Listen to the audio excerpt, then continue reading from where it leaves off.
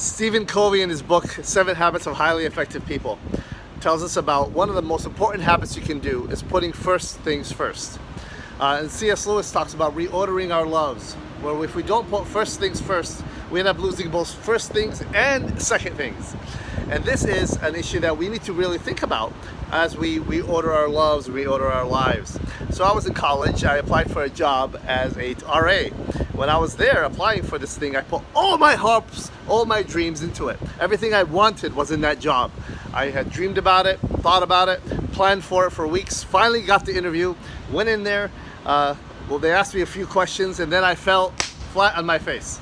Failed the interview completely. And I still regret it to this day. It still wounds me because everything I am was into it. I went into a state of depression for a long time. Now jump a few years later. I applied for a position in philosophy and I really went in there. I gave the best lecture of my life to a group of professors that were there. And the deadpan look on their faces told me right away, I am not going to get that job. And I walked away out of that interview. I knew I wasn't going to get it, and I didn't get that job. But it was different than the first time I interviewed, because my whole heart, all my dreams were not in that interview, in that position, in that career.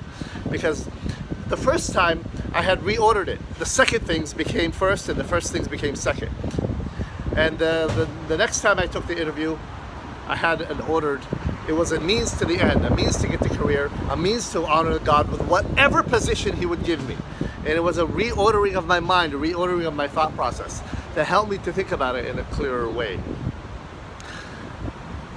And the scripture says, wherever your treasure is, there your heart will be also.